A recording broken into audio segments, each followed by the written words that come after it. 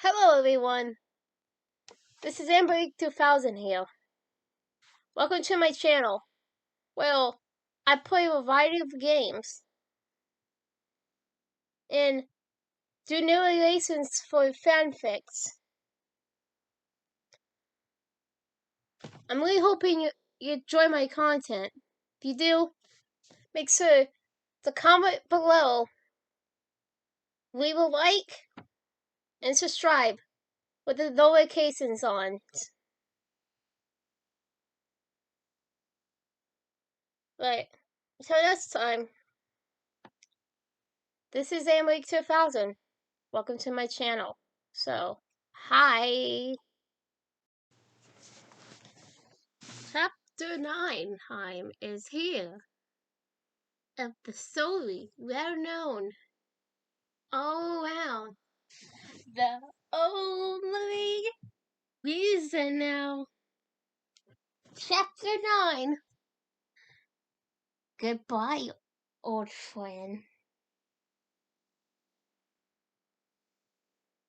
Her world had been destroyed and taken from her, and a cluttered pile of agony and hopelessness. No! Chloe! Distorted thoughts flooded through her mind, bouncing around in a desperate attempt to make sense of her reality. Master sisters gathered and secretly shot up from her laying position on Nova's couch, in a place he completely forgot about. Her mind and heart had been preoccupied with living through the worst possible thing she could ever imagine. Jumping to her feet, she heard the compassedly coming from a dishwasher and a dryer that seemed to have a dueling banjos like musical quality about them.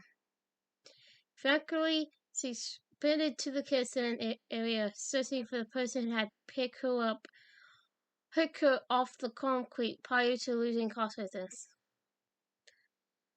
Not finding the one she sought, she ran to the master bedroom, looking left and right and everywhere possible, including under the bed, but there was no one in sight.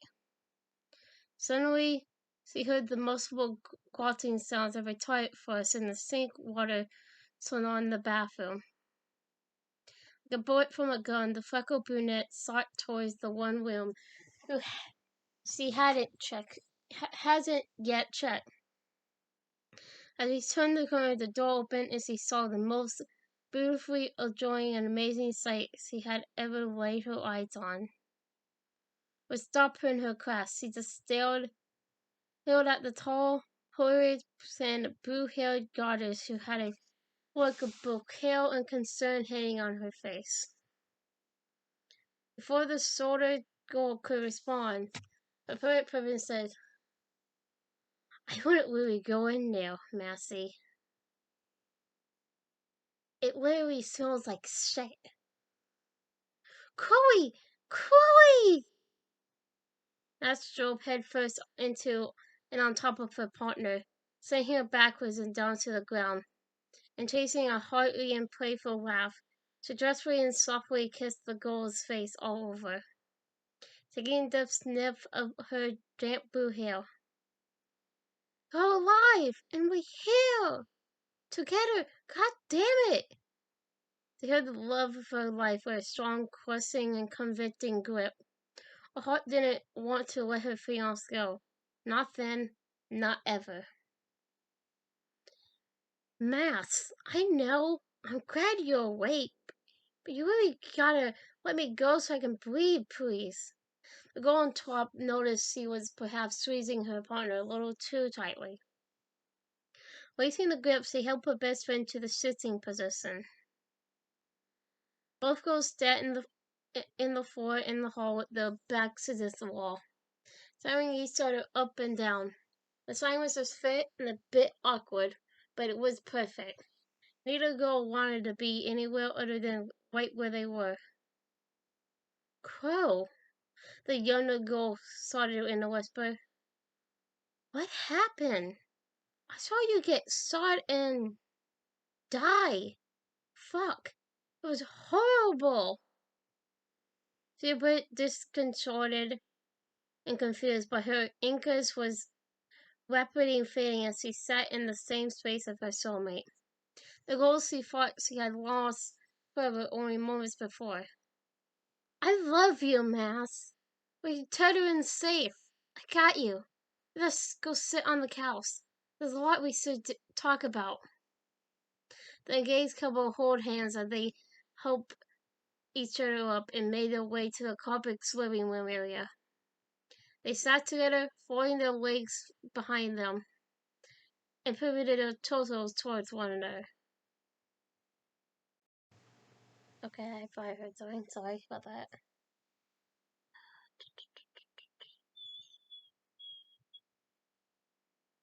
Chloe cupped her soulmate's hands, but he trained her own and leaned in for a slow and deeply heartfelt kiss. After withdrawing, a smile of contentment formed on the older girl's face, causing a chain reaction. When she saw her partner's joyful grin, Max couldn't resist the urge to smile back. Despite the traumatic and horrific events she had just experienced, the brunette felt at peace, seeing her fiance looking so cheerful and radiant.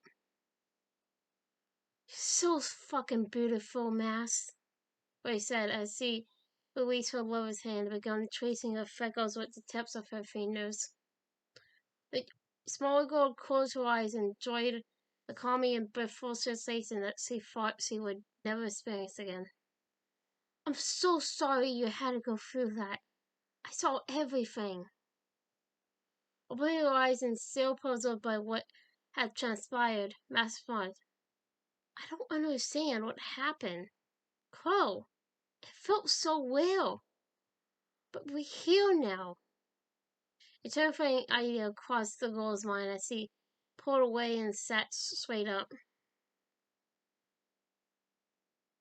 Either that wasn't real or this isn't real.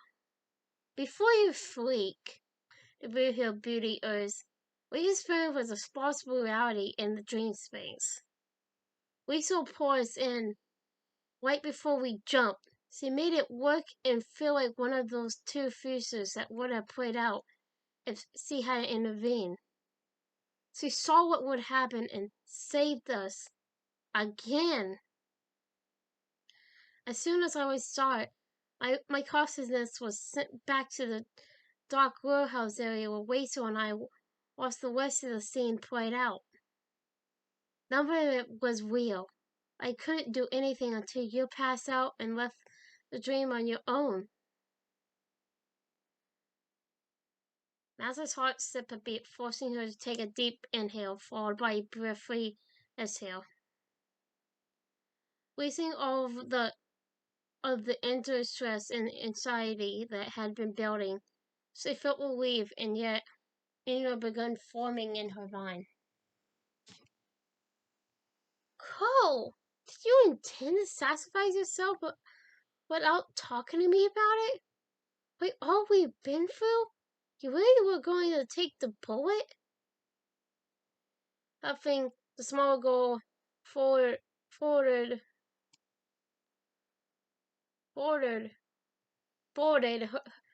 her arms in front of her chest with eyebrows crossed and a solid grill on her face.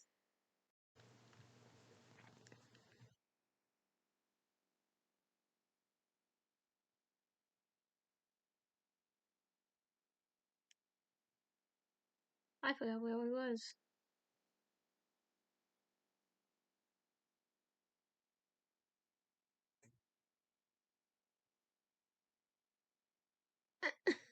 I forgot where we was. I forgot.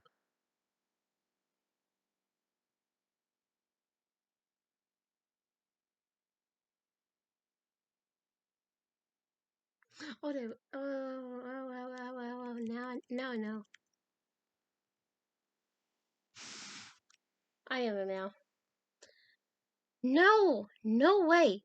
Damn, love. Not at all.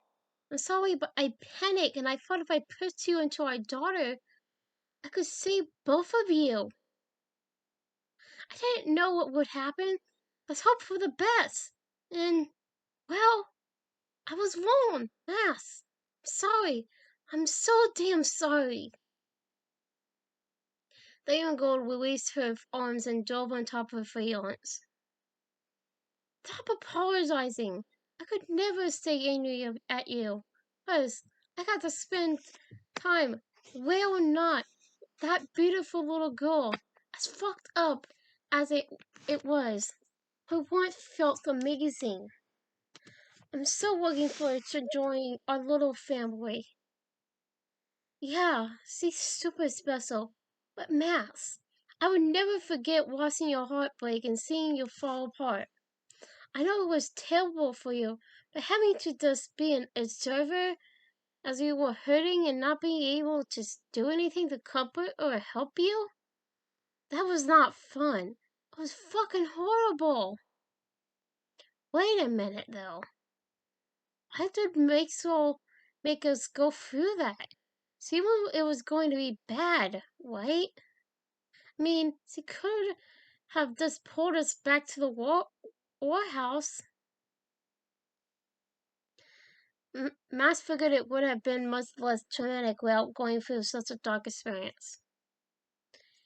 He's seen pieces of number 101, only parts of it, as he knew you would have figured it all out if you went through what you just did. So sorry, but it was the only way, according to her. That's what she said anyway. I really don't know. Want to ask her? The old girl glazed her eyebrows into it in a convincing manner. Yeah, I think that would be good. So she could pull us in now. Tell what she wants. It seems, beneficial, I guess. Max understood Waistel's power had grown, but was cautious now, knowing number 101 rested on her shoulders, in a way. She intended on asking the dream-weaving friend a few questions. All we gotta do is ask, sweetheart, and she'd take us to her. Sweetheart? The owner had to do your question. That's a new one. Hearing you say that reminds me of Joyce and William. In that moment, she wished she hadn't said it, but it was true. Her faithful partner would always be the fun-loving, playful Empress pirate Max loved so much. But the caring and deeply loving adult, who was the perfect mister of her mom and dad, had been emerging since the first storm week. She always seen the good inside of Chloe. Now it felt like her soulmate was also seeing the good inside of herself. Don't look so timid, Master. That's the greatest damn compliment I could have ever received. Well, that and being called your wife. After her words, the girl's magnetic and heartbreak energy ignited. Passion erupted in enormic pulses, drawing the girls together. Max was still getting over the terrors he had experienced only a short time before and vowed to never let anything bad happen to her future wife ever again. All she wanted was to hold her and never let go. Chloe looked at Max with an obvious love in her heart. They were best friends, companions, lovers, peons, soulmates, and each other's reason for living. They locked lips and forcefully groped over each other's bodies, claiming at clothing in the ball of desire and passion. Crow, Max said, breaking away from the action, drawing a disappointing remark or two from a fiance. Let's finally fucking save our daughter. Then we can attack each other for a damn month straight if you want. I love the sound of that, you sassy bitch, and I love you with all my heart. I love you too, babe. Pausing for a moment, she stood up and reached down with her hands, assisting her lover off the couch. After kissing her on the cheek, let's do this. Before we do, Did you see the employee on our little girl's dress? It was her name, Massey. Oh, no, what did it say? In dramatic fashion, the Blue Girl's story kissed her best friend on the neck and edged her lips toward the freckled cheek and ale in front of her. She whispered a barely discernible word which caused Max to gasp with delight. Oh, my dog. I can't imagine a better name for our daughter. Literally perfect in every way. I knew you love it. The girls hugged each other, then released and found themselves lost in each other's baby's boobs. Okay, Lace. We ready. Pull us in. Max heard Chloe calling out to their friend, breaking their sail. In a matter of seconds, they were standing in the darkened warehouse dream space. Max! Chloe!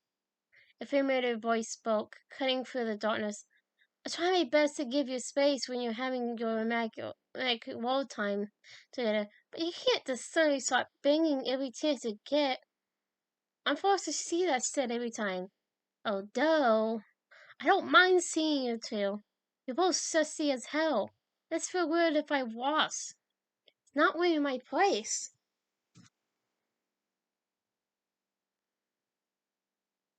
I will admit something. With Chloe telling Matt's the daughter name, I kind of when I was reading, I was like, come on, give me the name. Don't just hit at it and just don't tell us.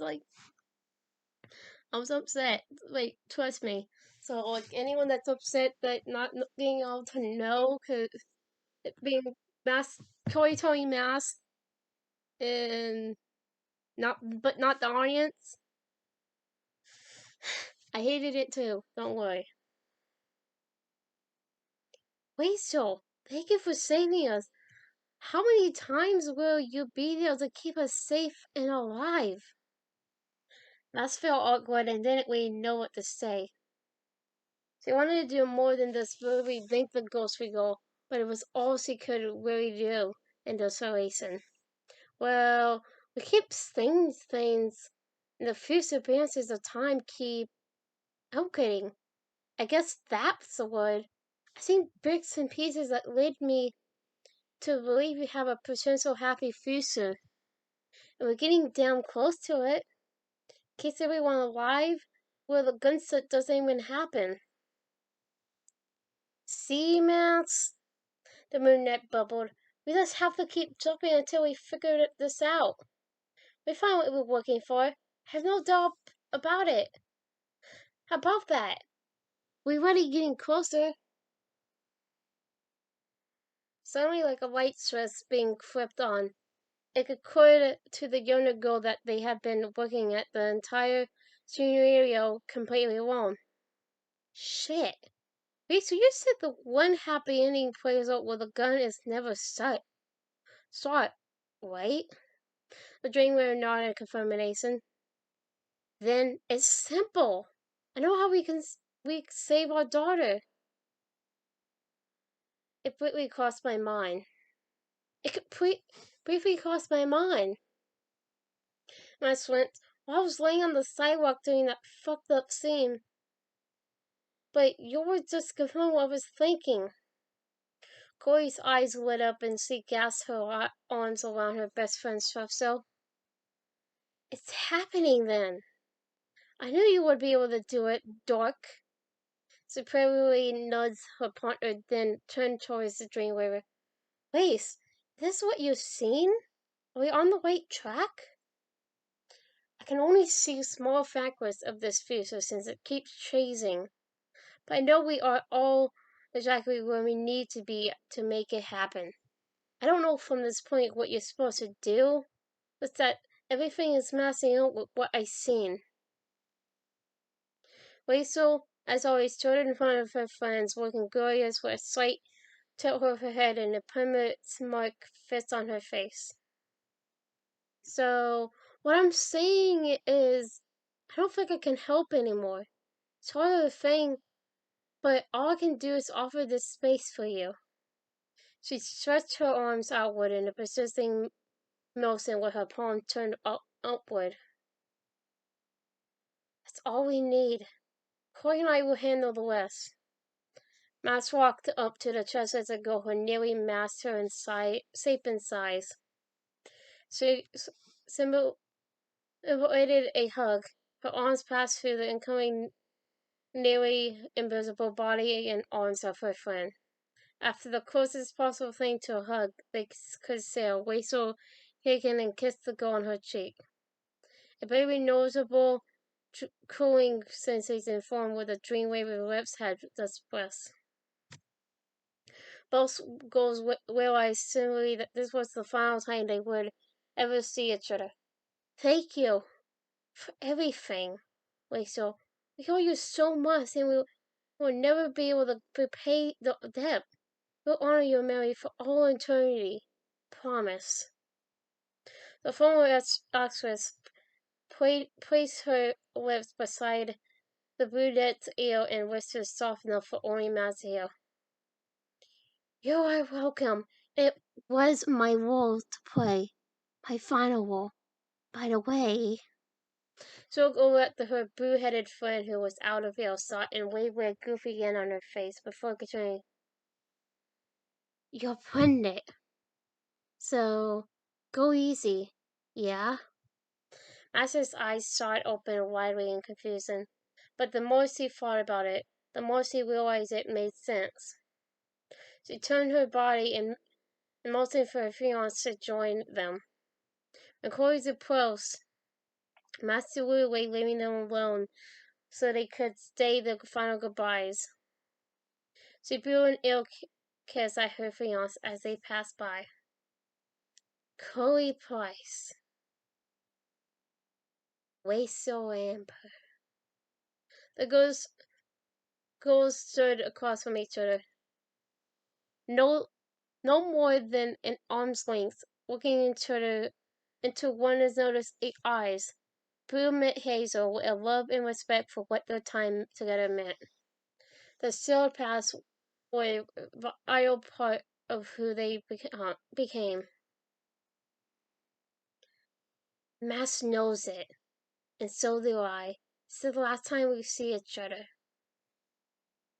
Rachel delivered similarly unhappy words, but the girl's matter version told a different story. I know. I feel it too.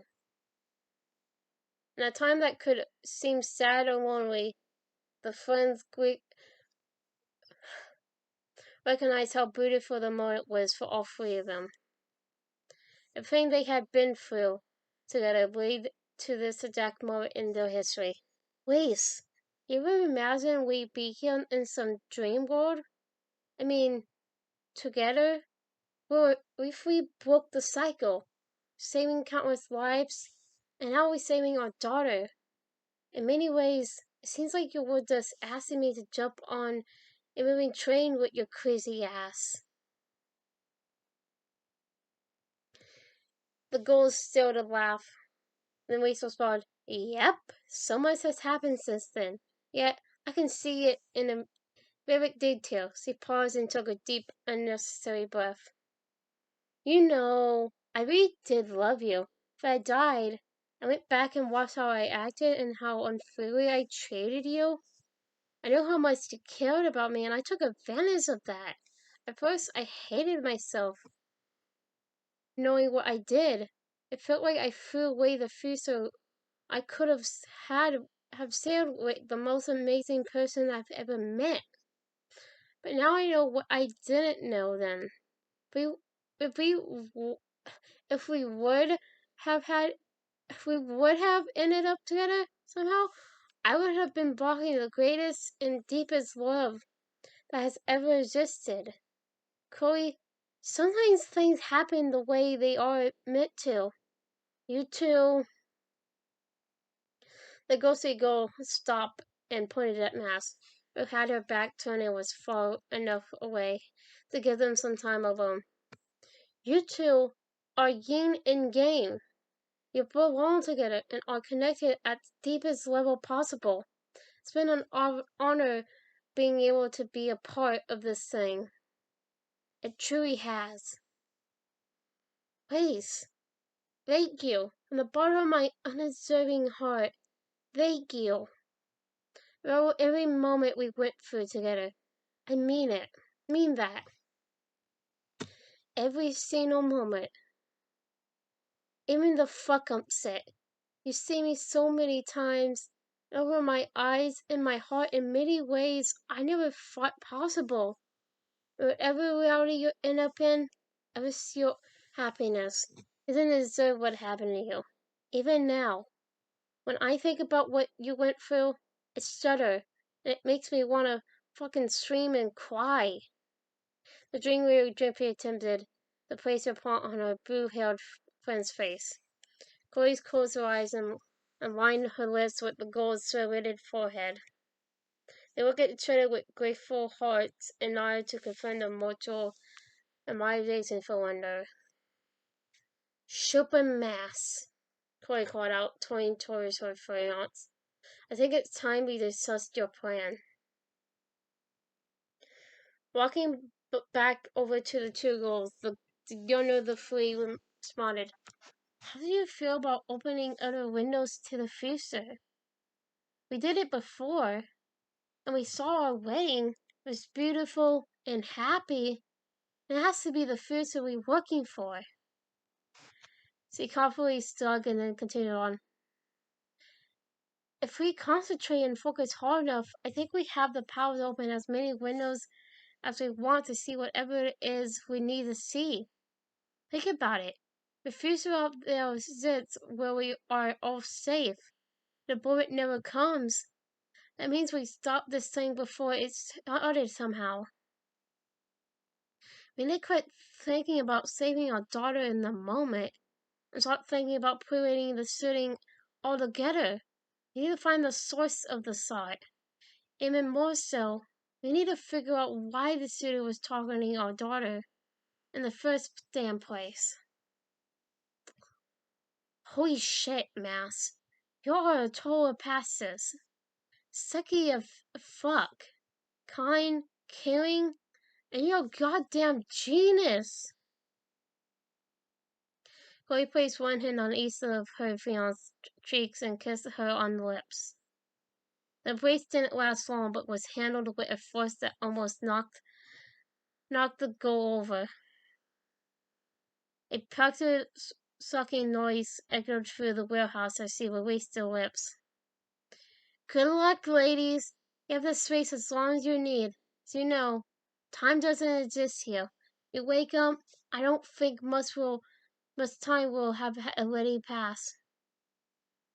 I'm leaving now. There's somewhere I want to go that I haven't gone yet. Somewhere I really like to see. My purpose is nearly fulfilled. I'd love to check it out before then. A cherry smile pushed its way through, as the girls walked back and forth between the lovers. Okay, ladies. Laters. She winked and turned away. As she began walking, her outline faded until it blended into the dark distance.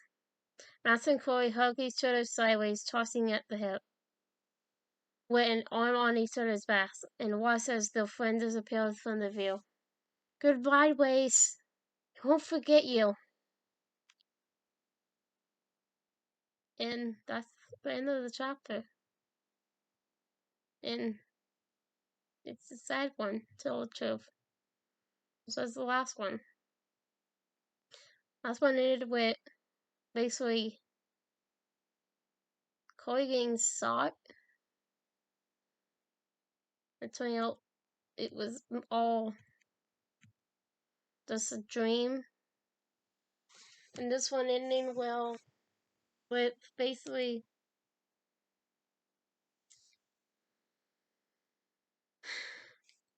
Rachel fulfilling her purpose and moving on life. But don't worry. You wanna I want you to know that Hazel isn't gone forever.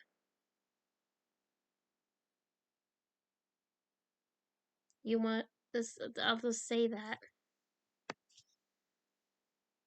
I won't spoil about how or why, but Hazel will be back.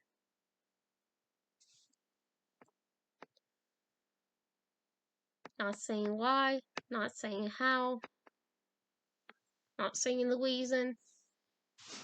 Just know in this story you'll wanna be ready for. Because it'll be happening soon. Anyways, I'm gonna end this video because done with the chapter. And I need some time to cry now. Because this chapter still is me. It's wasteful. Even though, yeah, I'm gonna go now. I'm gonna go cry. Cry now. So, yeah, I'll be back for this one.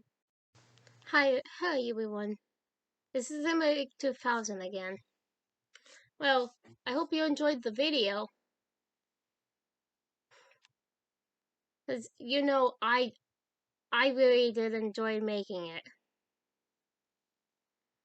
But,